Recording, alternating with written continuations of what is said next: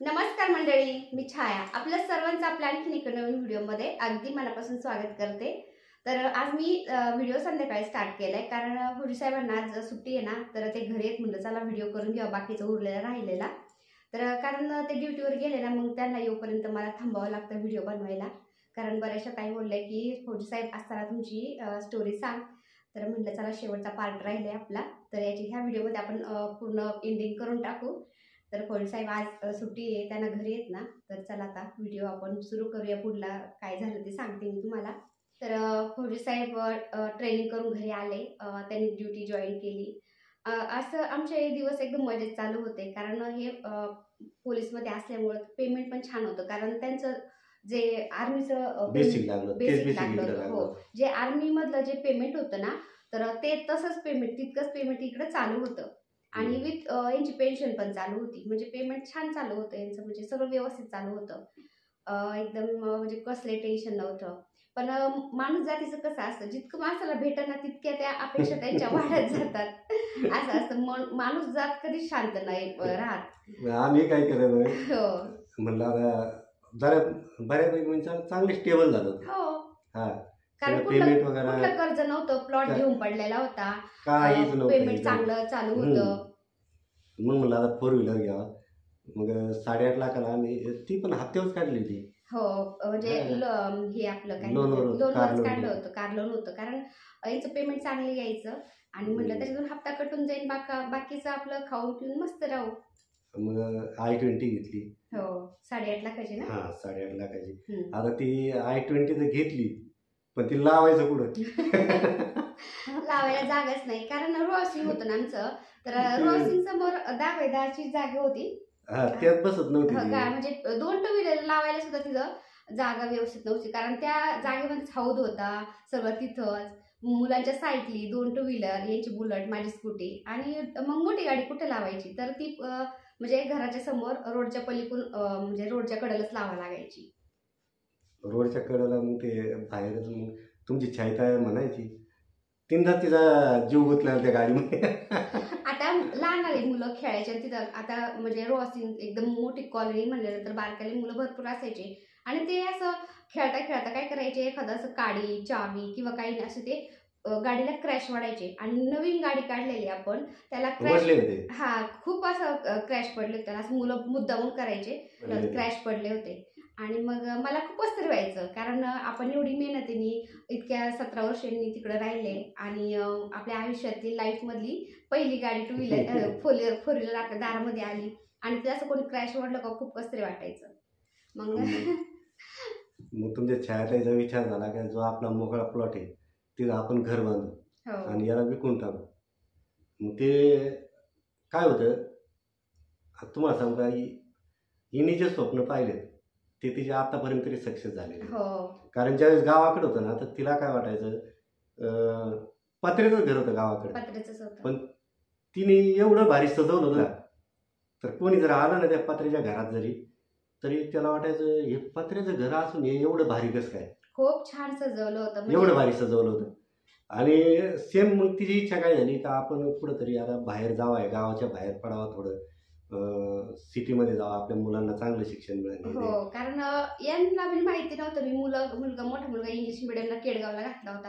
गावातले 2-3च मुलं होते इंग्लिश मिडियमला, ती गावाकडून यायचे, तर तिथून एक व्हॅन यायची, मग मोठ्या मुलाला तिथून इंग्लिश मिडियमला केडगावला घातलं आणि त्यानंतर मग माझा विचार झाला की म्हणजे हे साऊथ आफ्रिकेहून आले आणि त्यानंतर मग वर्ष झालं होतं का, हा, तर त्यानंतर मग यांना म्हणलं मी आपल्याला केडगावला घर घ्यायचं किंवा ह्या पैशामध्ये, तिकून आलेल्या पैशामध्ये प्लॉट तरी घेऊन टाका, नाही तर घर तरी घ्या आपल्या मुलांच्या शिक्षणाच्या दृष्टीने। मग ती केडगावमध्ये आली। केडगावमध्ये आल्यानंतर मग तिचे स्वप्न परत दुसरे का आपले प्लॉटमध्ये घर बांधायचं। म्हणलं बरं ठीक आहे पाहू म्हणलं। मग मी काय केलं, मी गिऱ्हाईक पाहायला चालू केली घरासाठी तिथं। हा, मग ते चांगलं गिऱ्हाईक भेटलं आम्हाला। मग काय झालं, ते घर आम्ही विकलं 20 लाख रुपयाला। मग ते घर विकल्यानंतर मग इकडे काम चालू केलं, पण ते पैसे नव्हते काही। मग म्हणलं चला आपण काय करू, 10-15 लाख रुपये होम लोन टाकू। म्हणजे जेवढे पैसे रिटायरमेंटचे आले तेवढे त्यांनी ह्या प्लॉटमध्ये इन्व्हेस्टमेंट करून टाकली। 2.5 गुंठा जागा आहे आपल्या घराची आणि मग त्या घराचे 20 लाख रुपये आले, तेवढेच होते फक्त, बाकी पैसाच नव्हता, जेवढं पेमेंट यायचं तेवढं. मग होम लोन टाकलं 15 लाख रुपये. म्हणलं चला कमी टाकलं, जास्त नाही टाकलं. म्हणलं जेवढी गरज आहे तेवढ्या पुरतं आपण हे करावं. ज्या काय आहे ना जेवढं आतरून आहे तेवढं पाय पसरावं. आणि मग ते 15 लाख रुपयाचं होम लोन टाकलं म्हणजे आपल्याला इन्कम टॅक्सला मग प्रॉब्लेम येणार नाही म्हणलं. आणि मग असं करता करता मग आम्ही काय केलं, त्याचा सौदा केला, सगळं झालं, फायनल झालं. 5 लाख रुपये इसार घेतला आणि मग इकडे काम चालू केलं, प्लॅन काढला, सगळं काम चालू केलं. आता ते झालं काय, काम चालू केलं, पण ते आम्हाला काय करायचं, घर सोडायचं होतं. कारण ते जो घराचा मालक होता ते म्हणलं मला तुम्ही घर ताब्यात द्या, तुमच्या लगेच कागद बिगद करून देतो आम्ही. तर मग ह्याच एरियामध्ये काय झालं, मी घर पाहत होतो. तर आमचा जो शेजारी होता तिथं जुन्या घरी, तर तो आणि मी दोघं जण फिरत होतो. म्हणजे भाड्याने आम्हाला घर राहायला भाड्याने घर घ्यायचं होतं. तर आता काय झालं, आमच्याच गावातला एक फौजी आहे, तो त्यावेळेस ऑन सर्व्हिस होता. तर असंच फिरता फिरता नेमकं आम्ही काय झालं, आता मला माहीत नव्हतं का तो तिथं आहे म्हणून. गावाकडले आता ते ऑन सर्व्हिस होता, ते ड्युटीवर होता, पण त्याची मिसेस होती. त्यांनी म्हणजे नेटकंच मला वाटतं वर्ष दीड वर्ष झालं ते राहायला आले, रॉसिंगच होतं ते राहायला आले. तर त्या ताई बाहेर होत्या, तर मग आम्ही सहज विचारलं, म्हणलं इथं कुठं रूम आहे का, भाड्याने घर आहे का. तर मग त्या सांगायला लागल्या असं तसं हे ते. आणि मग त्या म्हणल्या कुठले आहेत तुम्ही. मग मी सांगितलं मी ह्या गावचा आहे, भोयरे पठार. मग त्या म्हणल्या मी पण ईदालीचे, भोयरे पठारचे. मग त्या म्हणल्या या चहा घेऊ. म्हणलं मग गेलो. म्हणल्या मग चहा बी घेतला आम्ही. आता ते काय प्रत्येक माणसाची प्रवृत्ती काय वेगवेगळी असते. आता मी त्यांना ओळखीत नव्हतं, त्या मला ओळखीत नव्हत्या. कारण गावामध्ये जास्त राहिलेलं नाही मी. हे आपल्या सुट्टी आली का लगेच ते महिन्याभराने 15 दिवसांनी 20 दिवसांनी जायचे, आणि मग गावातलं काही जास्त हेच नाही. त्यांनी माझ्या स्वभावाकडे आता तुम्हाला सांगतो, एवढं वेगळ्या दृष्टीने पाहिलं ना, तर ते मला काय म्हणल्या, भाड्याने घर आहे म्हणल्या, पण तुम्हाला परवडायचं नाही. आता मी कसं आहे, मी लय शांत आहे. मी ओळखून घेतलं का त्यांना काय म्हणायचंय. मग त्यांना वाटलं की यांना भाड्याने हे घर बघत आहेत, त्यांनी खूप म्हणजे असं हलक्यासारखं मला त्यांनी यांना हे केलं, ट्रीट केलं लय हलक्यासारखं. म्हणजे पण मला काय नाही वाटलं. मी म्हणलं जाऊ दे आता, काय आपलं मन चांगलं, त्याच्यामुळे आपल्या काही मनात येत नाही एवढं. पण ते काय शब्द ध्यानात राहतात, शब्द ध्यानात राहतात. मग मी म्हणलं होत आहे, बरोबर आहे, आम्हाला आहे ना साधारण 2 ते 3 हजारामध्येच घरात भाड्याने पाहिजे, त्याच्यापेक्षा जास्त ऐकत नाही म्हणलं. आणि मग मी आणि ते काका होते, आम्ही दोघे जण तिथून निघलो. आणि त्यांच्याच जवळ आम्ही काय केलं, थोडंसं लांब होतं, 100-150 मीटरवर का, 100-150 मीटरवरती असं. इथून जवळच मग आम्ही 6,000 रुपये भाडं होतं, मला वाटतं 6,000 होतं. 3 रूम होते, प्रशस्त होतं चांगलं. मग ते 6,000 रुपये मग ते घेतलं आम्ही. साधारण 8 ते 9 महिने राहिले. 9 महिने हे घराचं काम होईपर्यंत. कारण ते घर पहिलं आमचं होतं ना, ते विकलं होतं ना, त्याचा सौदा झाला, त्याचा कागद करून द्यायचा होता, ते आम्हाला खाली करून द्यायचं होतं ना, त्यामुळं हे घराचं काम होईपर्यंत आम्हाला त्या भाड्याच्या घरात राहायचं होतं. आता तुम्हाला अजून एक सांगतो, त्याच्यानंतर घराचं काम चालू केल्यानंतर फाउंडेशन झालं घराचं. तर इकडे एकांत घर होतं आपलं. फाउंडेशन झालं, तुम्ही सगळं बघा, सगळं म्हणजे आपलं काय म्हणतात, येड्याबाबळीचं जंगल आहे इकडं अजून पण. आणि तेव्हा तर जास्तच होतं, आसपास एक पण घर नव्हतं, सगळं येड्याबाबळे होते. पण आम्ही तरी हिंमत केली घर बांधायची इकडं, कारण आम्हाला असं निसर्गाच्या मस्त सानिध्यात बांधायचं होतं एकटं. कारण ते रो मध्ये राहून ना, आम्ही तिथं रो मध्ये किती वर्ष राहिलो, चांगलं 10-12 वर्ष राहिलो. 10-12 वर्ष राहिलो आम्ही केडगावमध्ये त्या पहिल्या घरामध्ये. कारण इतकं ते रो मध्ये असं चिलबिल होती ना, सगळं रो म्हणलं तर घराला घर लागून असतं. आणि मग मला आपलं निवांत याच्यात बांधायचं. आणि प्लॉट पण आपला हा निवांत याच्यात, तुम्ही बघा तर सगळे निवांत आहे. आता तरी आसपास घरं झाले तिथं. तर झालं काय, फाउंडेशन झालं. फाउंडेशन झाल्यानंतर कॉलम आले, स्लॅब टाकायचं होतं. स्लॅबचं काम म्हणजे टाकायचं बाकी होतं. तर त्याच ताई एक दिवस फिरायला आल्यानंतर मी इथं पाणी मारीत होतो. त्यांनी मला पाहिलं, पण मी कशाला बोल, त्या बोलल्या नाही, पण ते जरा पाहत होत्या, पाहत गेल्या मागे. मी म्हटलं आता जाऊ दे, बोलायला नको, काहीच नको. तर असं आहे, म्हणजे काय आहे, माणसाने कधी कारण त्यावेळेस त्यांचं घर तुम्हाला सांगू का, हो. आणि मेन मुद्दा सांगतो तुम्हाला, त्यांचं घर हे रो हाऊसिंग मध्येच होतं. हम्म. पण त्यांना हे माहित नव्हतं का आपल्या जे घराचं रो काम हाऊसिंग चालू आहे. जे रो हाऊसिंग मी सोडून आलोय तशाच रो हाऊसिंग मध्ये ते राहत होते. पण त्यांना हा विचार नव्हता. कारण काय परिस्थितीनुसार माणूस चलत असतो पुढं. ते रो हाऊसिंग सुद्धा आम्हाला काही सोन्यापेक्षा कमी नव्हतं. त्याच्यामध्ये 5 रूमचं होतं ते. 5 रूम मध्ये 5 नाही 3 जरी असले तर शहराच्या ठिकाणी ते सुद्धा खूप अनमोल असतात. हो. त्याचं सुद्धा खूप महत्व असतं. कारण आपण काय मिडल क्लासवाले असतो. मिडल क्लासवाल्याला जे 10-20 लाख रुपये हे खूप काय असतात, खूप भरपूर असतात. त्याच्यामध्ये पण आम्ही खुश होतो आणि गावातल्या घरामध्ये पण खुश होतो.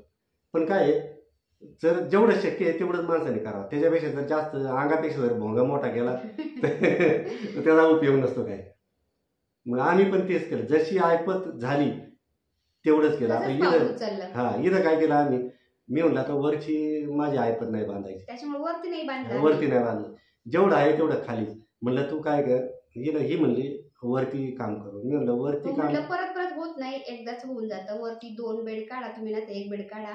खाली 2 BHK केलेलं आहे, किचन हॉल 2 बेड आणि मध्ये स्पेस आहे बराच, स्टोर रूम आहे. पण म्हणलं आता परत होणार नाही बांधकाम, वरती आपलं ते वरती 1 बेडरूम काढा किंवा 2 काढा. तिला म्हणलं नको. म्हणलं तिला म्हणलं काय तू जर वरचं काम केलं तर तुझं इंटेरियर काहीच नाही होणार, मग त्या घराला शोभा नाही. हे बोलले तुला वर बांधायचं ना तर वर नको बांधू, पण वर जर बांधलं तर तुझं इंटेरियरला पैसाच राहणार नाहीये.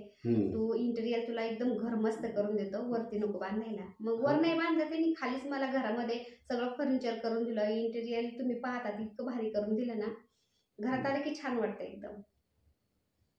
म्हणजे काय माझं फक्त लिमिट क्रॉस नाही करायला पाहिजे. ज्या वेळेस काय होतं, कर्ज जास्त वाढत ना त्यावेळेस माणूस प्रेशरमध्ये येतो.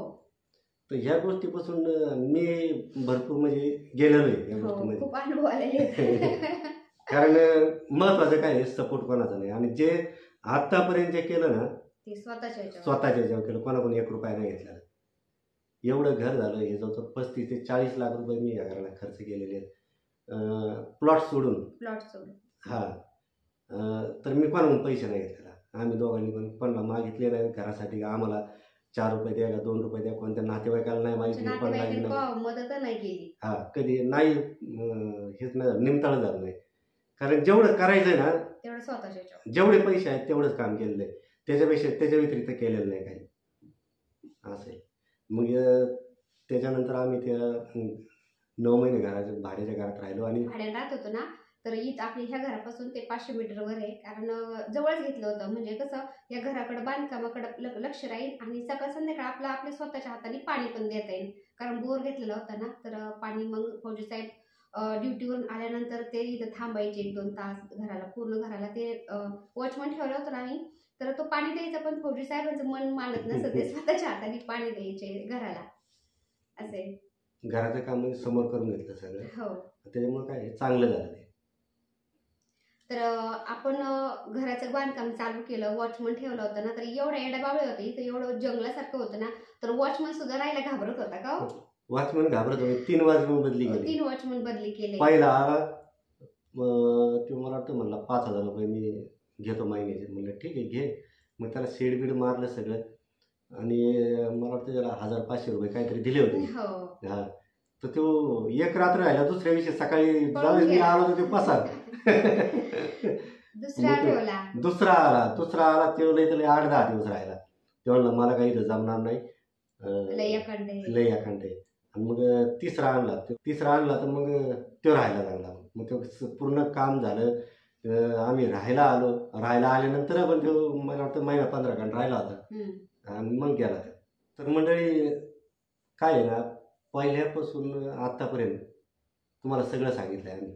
म्हणजे याच्यात म्हणजे काही चुकीचं म्हणजे काही बनवाबनीचं आम्ही काहीच नाही सांगितलेलं. जो आहे आता असं आहे, आमचे व्हिडिओ गावातले पण पाहतात, काही आमच्या पाहतात, त्यामुळे आम्हाला माहिती आहे. आम्ही जर काही वेगळं सांगितलं तर तिथं आम्हाला तोंड द्यावं लागेल. ते म्हणतात की हे म्हणजे चुकीचं सांगतात किंवा खोटं सांगतात, त्यामुळं जे आहे तेच आम्ही सांगतो. आता काय ह्याच्या आतापर्यंत खूप उतार चढाव पाहिले. खूप कारण स्वतःचं जग जर स्वतःला स्थापन करायचं असतं ना तर त्याला खूप कष्ट करावं लागतं. आता वडिलोपार्जित फक्त आम्हाला जमीन मिळाली, बाकी बाकीचा काहीच दुसरा कोणता सपोर्ट नाही. ती जमीन आपली तशीच आहे, त्याला काय नाही केलं आपण. पण बाकीचं जे काय आहे ते सगळं आपण स्वतः केलं आहे. आतापर्यंत इथपर्यंत आलो. पहिलं गावातलं एक घर झालं, त्याच्यानंतर केडगावला दुसरं घर झालं आणि तिसरं तिसरं घर झालं.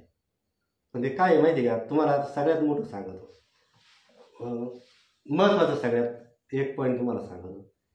काय होतं ना, माणूस मस्त इच्छा असतात. आता तुमचे भरपूर कमेंट येतात का आम्हाला इथं राहायला जायचं आहे, आम्हाला नवीन घर बांधायचं आहे, आम्हाला अशा ठिकाणी बांधायचं आहे, निवांत जागेवर जायचं आहे. तर माणूस काय होतं, कोणतीही पण गोष्ट करायच्या पहिले डचकतो.